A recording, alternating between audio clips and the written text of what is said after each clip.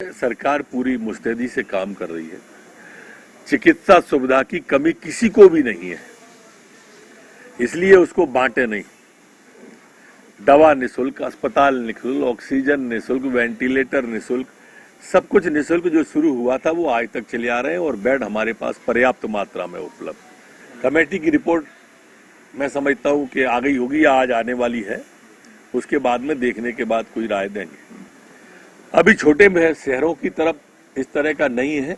अभी मूल प्राथमिकता हमारी इन दो महानगरों को व्यवस्थित करने की है, भोपाल और इंदौर। अभी इस तरह की गाइडलाइन राज्य सरकार ने कोई भी जारी नहीं की है, लेकिन ये जो कंटेनमेंट जोन भोपाल में और हम वहां बनाएंगे, इन इलाके में आना जाना पूर्व की तरह हम प्रतिबंधित करेंगे। अब छोटे बना रहे हैं हम, और जहां हम पेशेंट मिल रहे हैं वहां आना जाना भी अब हम धीरे धीरे प्रतिबंधित कर रहे हैं। वहां दुकानें नहीं खुलेंगी और कोई ऑफिस भी है तो ऑफिस में भी लोग वहां आएंगे नहीं, जाएंगे नहीं। कोई और भी वहां पर आने जाने पे हम उस कंटेनमेंट जोन में हम प्रतिबंधित प्रारंभ कर रहे हैं। आपकी पार्टी के कमलनाथ जी ने पूरी कांग्रेस की स्थिति है, पर ये बाड्रा से क्यों नहीं बात कर रहे हैं? वो ठीक जानकारी देंगे किसान के फार्मिंग के बारे में, कि कैसे किसान की जमीन का लैंड यूज चेंज होता है, कैसे गरीब किसान को असहाय छोड़ा जाता है। ये कांग्रेस को कहने का अधिकार है नहीं। देखो, हम कहते थे तो आप मानते नहीं थे, हंसते थे मुंह फेर फेर के कि ये नहीं आएंगे नजर। अब वो मासिक हो जाएंगे, कुछ दिन बाद तिमाही होंगे, फिर छमाही होके वार्षिक हो जाएंगे। वो फिर कमलनाथ जी का आप ट्रेड, अगर देखो, मैंने उस समय भी कहा था कि 10 के बाद ये चले जाएंगे, चार्टर तैयार है, पर नहीं मानी। कांग्रेस मध्य प्रदेश में दिग्भ्रम की स्थिति में है। मैंने उस समय कहा था कि ये वाटरलू साबित होगा कमलनाथ जी के उपचुनाव के परिणाम। कल्पना करोगे, 60-60 हजार, 63-63 हजार से कांग्रेस के कैंडिडेट हारे, 50-50 हजार से कांग्रेस के कैंडिडेट हारे।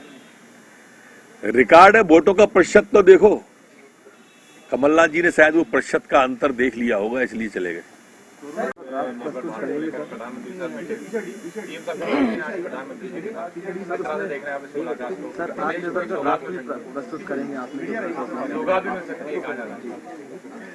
स्वाभाविक रूप से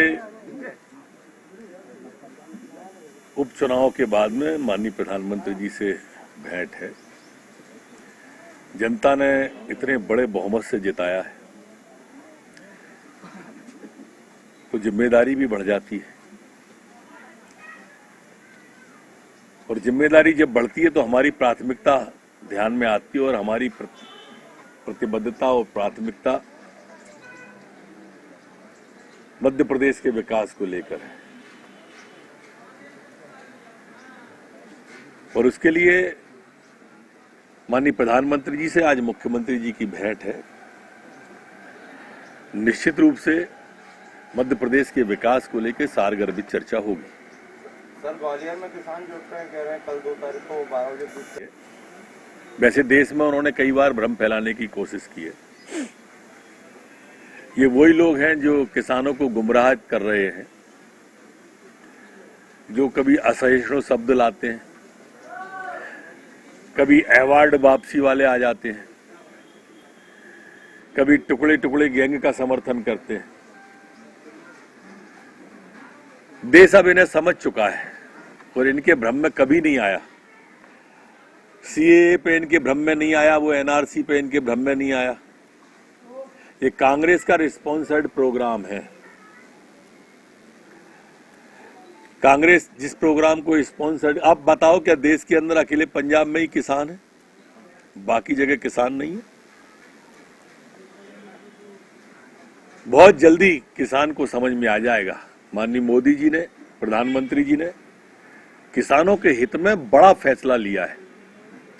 कांग्रेस इस बात का भी तो जवाब दे कि आजादी के बाद अधिकांश समय तक उसकी सरकार रही, फिर भी किसान कर्जदार क्यों रहा, किसान आत्महत्या पे मजबूर क्यों रहा।